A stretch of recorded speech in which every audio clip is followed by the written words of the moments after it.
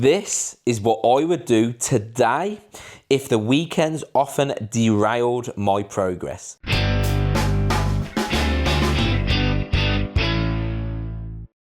My name is Chris Feekins and I am a type 2 diabetic specialist. My area of expertise is helping ladies just like you lose weight 40 to 60 pounds plus, lower your A1C and achieve clinical remission, an A1C of 5.6 and below off all meds. And I've helped over 360 ladies one-to-one lose a combined 14,000 pounds. That's an average of 40 pounds each, and I've helped thousands of other ladies in a community group setting too. Now, one of the biggest challenges that I see is the weekend often derails your progress. So let's get into it. This is exactly what I would do. First of all, I would apply the 80-20 weekend rule, right? Now, what I would do is I would plan 80% of my meals. I would know exactly what I'm eating for 80% of my meals, and then I'd have another 20% which are a little bit more flexible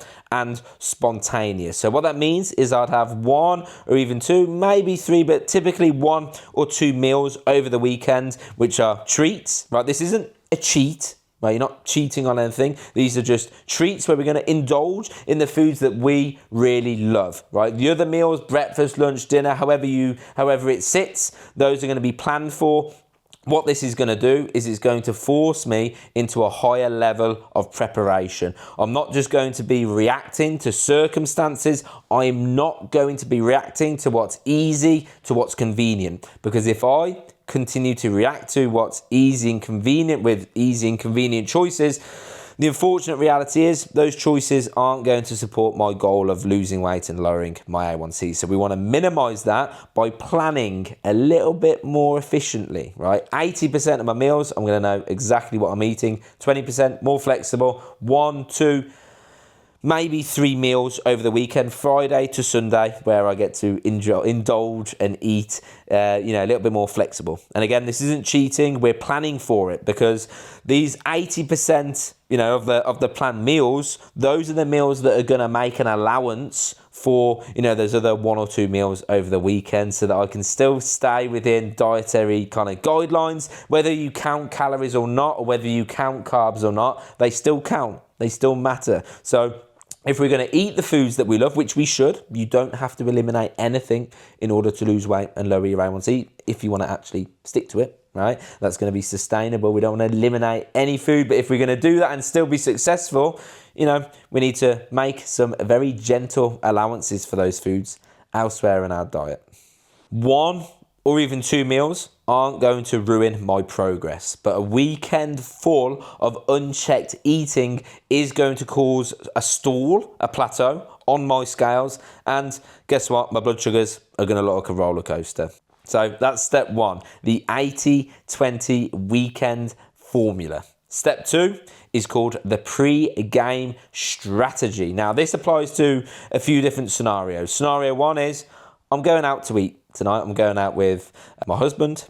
I'm going out with friends, girlfriends, whatever. I'm going out to eat. I'm going to my favorite restaurant, right? What I'm going to do is I'm going to look at the menu and I'm going to shortlist 2 or 3 things that I think I'm going to have. This is going to put me into a position where I'm not making flustered decisions in the moment, but it also allows me to then kind of be a little bit more prepared elsewhere. If I'm going out for dinner later, it means I can have lighter, meals for breakfast and lunch so that I don't end up in a position where my carbohydrates are sky high, blood sugars are through the roof and calories are so high that, I don't lose weight, right? So I'm going to shortlist 2 or 3 things on the menu that I think I'm going to have.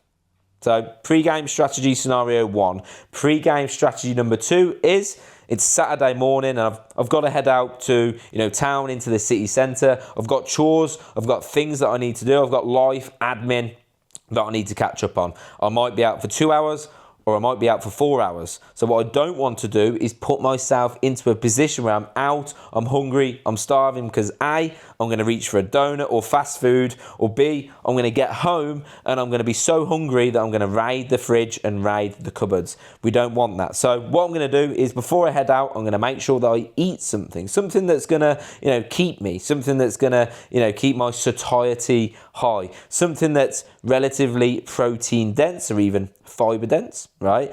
It might be Greek yogurt, it might be cottage cheese, it might be a protein shake, it might be sausage, it might be bacon, it might be something that's going to keep me going.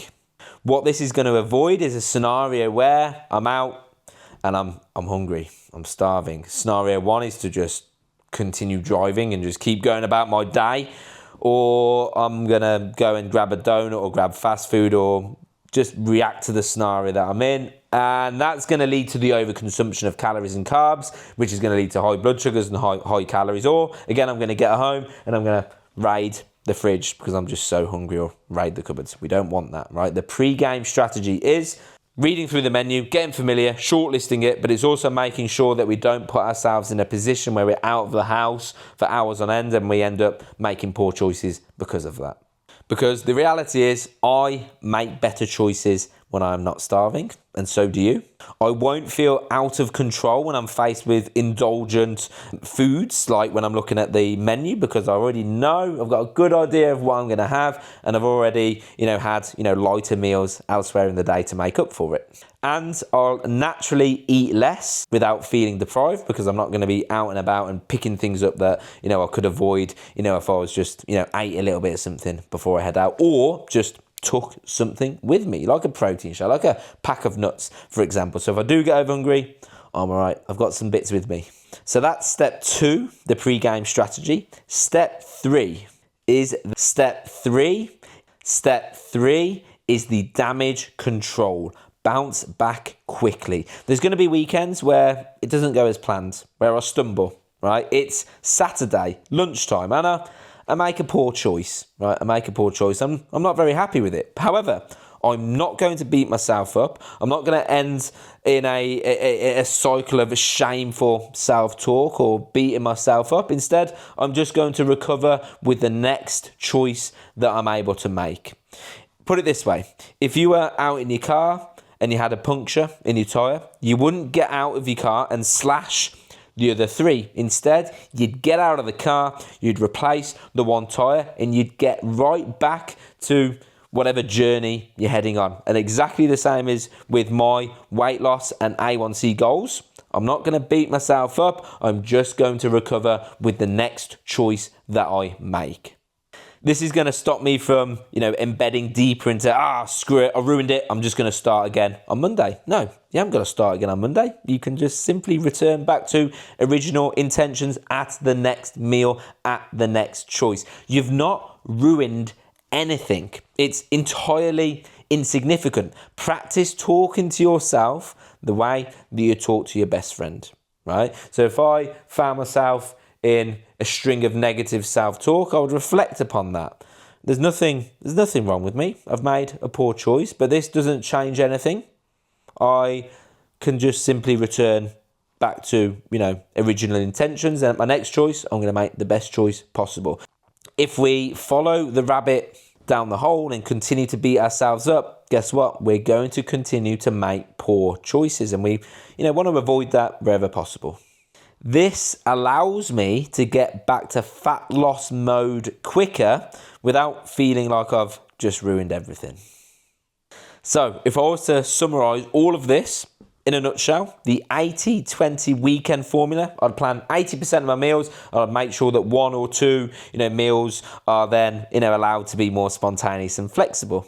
Step 2 is the pre-game strategy. If I'm going out to meals, check through the menu, shortlist some things. If I'm heading out for the day, I'd make sure that I'm not leaving on an empty stomach and putting myself in a position where I'm getting over hungry, because we all make poor choices, including me, when we get over hungry and starving. We want to avoid grabbing that donut, pulling into the takeout, or, raiding the cupboards when we get home by eating something before we go, or even taking something with us like a protein shake or a pack of nuts or, a fiber 1 bar, etc. Step 3 is when something doesn't go to plan, which it will at some point because I'm not perfect. I am a human being. I'm going to focus on bouncing back quick. I'm not going to get stuck in a cycle of beating myself up. I'm not going to get out the car and slash my other 3 tyres. I'm just going to focus on the best choice that I can make next. All right. If you've got any questions about any of these things that we just walked through, please do let me know down below. I don't want you to leave with more questions than when you started. If you found it helpful, please do let me know that too down below, and